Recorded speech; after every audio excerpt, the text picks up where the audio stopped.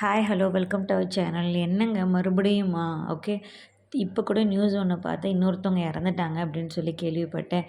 என்னங்க இது லைஃப்பில் வந்து டிஎன்பி மட்டும்தான் நமக்கு வாழ்க்கையா? அதை விட்டால் வாழ்க்கையே கிடையாதா? இல்லை கவர்மெண்ட் ஜாப் மட்டும்தான் வாழ்க்கையா? சொல்லுங்கள். நம்ம வந்து நம்மளுடைய ஒரு முயற்சியாக எல்லாரும் எடுக்கிறோம்.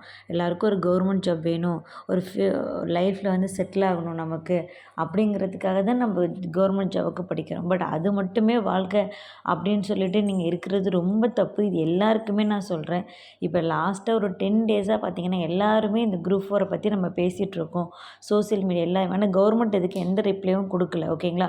அதுக்காக நம்மளுடைய வாழ்க்கையை வந்து இந்த மாதிரி முடிவு பண்ணுறது ரொம்ப ரொம்ப தப்பு.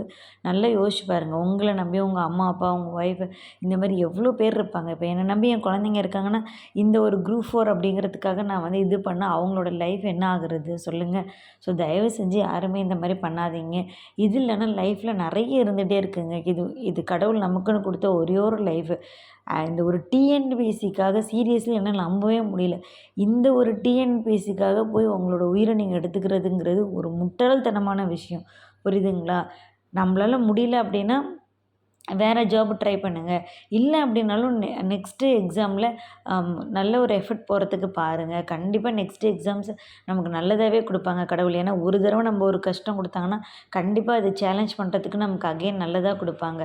அதுக்காக நீங்கள் உயிரை விடுறதுங்கிறது என்னால் இன்னும் ஏற்றுக்கவே முடியல. ஏன் இந்த மாதிரிலாம் பண்ணுறீங்க? நம்ம எல்லாருமே படித்தவங்க. ஓகேங்களா?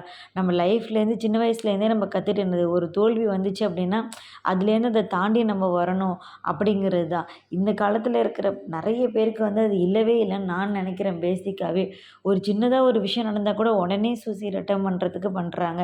அப்படிலாம் பார்த்தா 90 கிட்ஸ் நாங்களாம் வந்து எந்த அளவுக்கு எப்போ இந்நேரம் எத்தனை சூசைட் பண்ணியிருக்கணும்னு தெரியுங்களா உங்களுக்கு? எல்லாத்தையும் நம்ம தாண்டி வாழ்கிறது தான் வாழ்க்கை. அதுதான் வாழ்க்கை. ஓகேங்களா? டிஎன்பிஎஸ்சி மட்டும் கிடையாது. அதேமாரி இந்த டிஎன்பிஎஸ்சி எழுதுகிறவங்க பக்கத்தில் இருக்கிறவங்களாம் இந்த வீடியோ போட்டிங்கன்னா தயவு செஞ்சு யாரையும் போய் கஷ்டப்படுத்தாதீங்க. உன்னால் முடியாது, நீ அவ்வளோதான் அப்படின்னு சொல்லாதீங்க. அது அவங்கவுங்களோட லைஃப். நீங்கள் இந்த மாதிரி சொல்கிறதுனால ஒருத்தவங்க மனசால் எவ்வளோ பாதிப்படைகிறாங்கன்னு தெரியுங்களா? ஈஸியாக அப்படியே வாயில் வர்றதை சொல்லிட்டு போவீங்க. ஆமாம், இவன்லாம் எங்கே பாஸ் ஆக போகிறான், அவன் பாஸ் ஆகுறான் பாஸ் ஆகாமல் போகிறான், அது உங்களுக்கு பிரச்சனையா? அவன் வீட்டுக்கு நீங்கள் சாப்பாடு போடுறீங்களா? எதுக்கு தேவையில்லாமல் இந்த மாதிரிலாம் பேசி மற்றவங்கள கஷ்டப்படுத்துறீங்க? உண்மையாகவே இந்த சமூகம் வந்து நம்மளை வந்து ஒரு ஸ்ட்ரெஸ்க்குள்ளே உருவாக்குது. நீ கவர்மெண்ட் ஜாபுக்கு தான் போகணும், கவர்மெண்ட் ஜாபில் தான் என்னமோ லைஃபே இருக்கிற மாதிரி. அவள் கவர்மெண்ட் ஜாப் இல்லாமல் இருக்கிறவங்களாம் நிம்மதியாக இல்லையா? சந்தோஷமாக இல்லையா? தயவு செஞ்சு கூட இருக்கிறவங்க நீங்கள் அவங்களுக்கு ஆறுதல் சொல்லாட்டியும் பரவாயில்ல. போய் எதையும் சொல்லாமல் அவங்கள போய் கஷ்டப்படுத்தாதீங்க. இந்த